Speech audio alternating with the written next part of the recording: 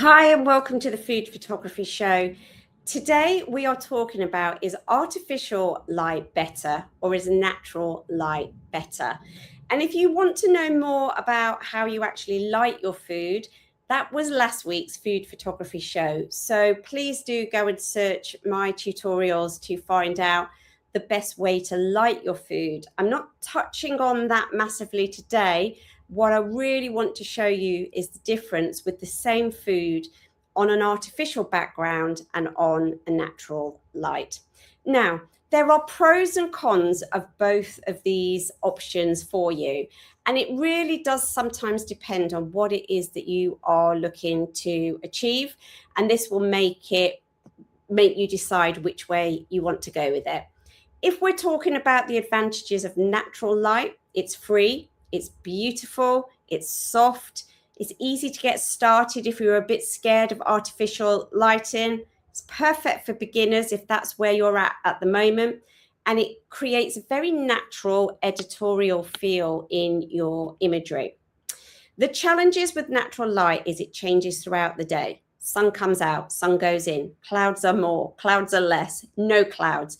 The weather affects the consistency and you're forever changing the settings on your camera to get it right. Or you might be waiting for a beautiful dappled shot and the clouds have just come in and all the dappled lighting to do. It's hard to recreate this same image weeks later because you don't know what the light is going to be doing at that time. And a winter's day can be really dull and limiting and not give you as much with that light. Plus, you've only got about 5 hours to play with at that point. So let's have a look at the difference between the artificial lighting. The artificial lighting gives you complete consistency all day. You set your camera, you set your lights. That is what you're shooting off for the day. You don't have to worry about changing it. You can photograph any time of the day or year and get the same consistency. Make a note of what you've shot at. Look at the photos afterwards. It will tell you what you've shot at and you can go back and mimic that whole thing. Great if you're working for a client where their work all needs to look exactly the same. You've got absolute full control over brightness and direction and you're able to do everything there. Very easy to recreate for your commercial clients and ideal for products, but brands and repeat work. The challenges, obviously, the cost of buying the lights, the fear of using the lights. Some people have got a massive fear about using lights. I'm actually the other way around because I was a portrait photographer for 15 years in a studio and I knew and understood studio lighting. I had to get my head around natural light. How crazy is that? So also it takes a little bit of time to learn. If you're on a continuous light will be like your lamp at home and will keep going. You'll see it on the back of your camera. If you're working with a strobe light, which is these, you're not seeing the image until you've took the camera, till you've took the shot, and you've got to keep taking a few test shots to get that going. So it really depends on what it is that you are looking to get from your lighting. But the biggest myth that I can quash now is that artificial light automatically looks artificial, or you can tell the difference between artificial and natural light. That's what we're going to do today. We're going to set up on both of these so that you can see the difference, understanding the advantages and disadvantages of both light sources and see what you can see that's different. So the first thing that we need to think about here is it's not to do with the light source, it's to do with how we light the food. And we're going to light the food exactly the same way as whether it's natural or artificial. And what we're going to do today is we're going to use a beautiful artificial light coming in from here, from the side, and this will be the direction of the light for the artificial light, but also the same direction for if we were using the sun. We're going to mimic this with the sun next. So we have got a lovely cake here. We're going to take a photo of it on the artificial light. And then we're going to do exactly the same on the natural light. So let's share this with Lightroom.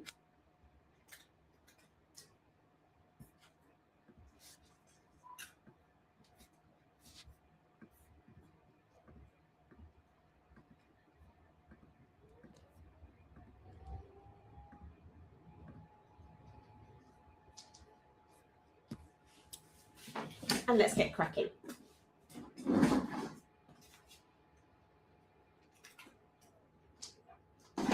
Now I've purposely cut a piece out of this cake so we can look at that beautiful shadow that we get in there and see if we're fixing it with the light.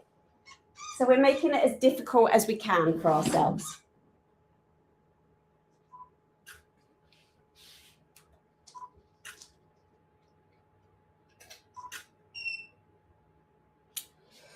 That's a little bit close.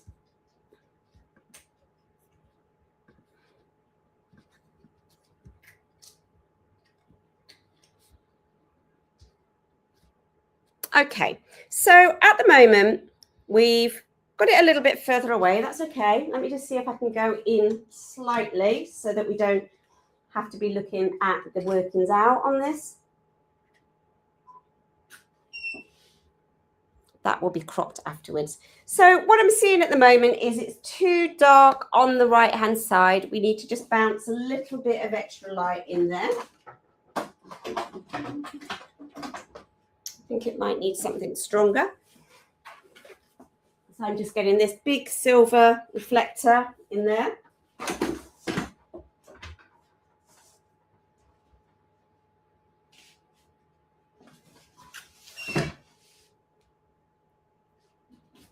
think it had fallen by then.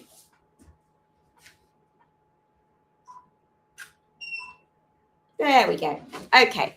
So that is our artificial light on the cake. Obviously, it's going to be cropped slightly here for us to get that nice feeling.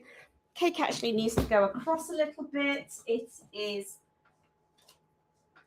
in with the teacups on the right-hand side.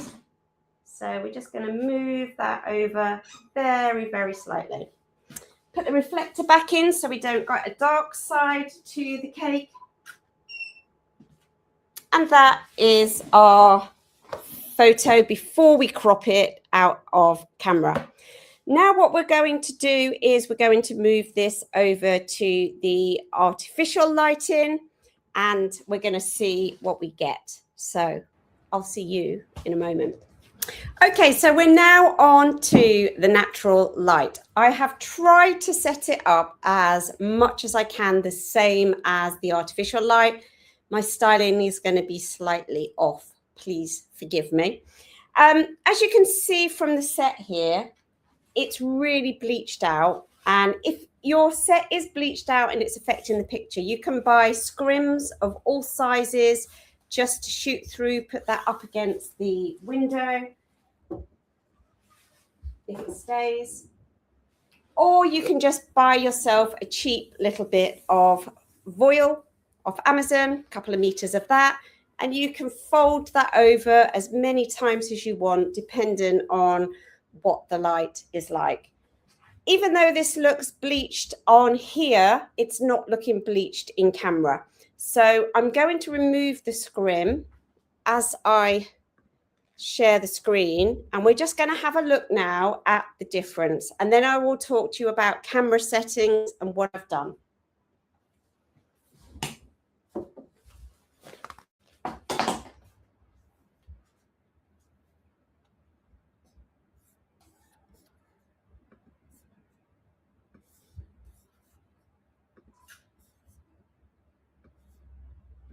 Okay, so there is our natural photo. It needs cropping either side. Obviously, I've got my my bounce light in there.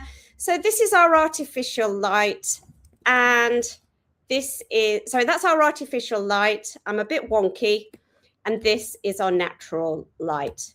So it just gives us an idea of what we can do.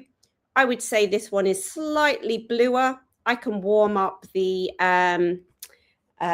white balance if I want to, but just looking at that lighting, It's very, very alike in terms of what we do.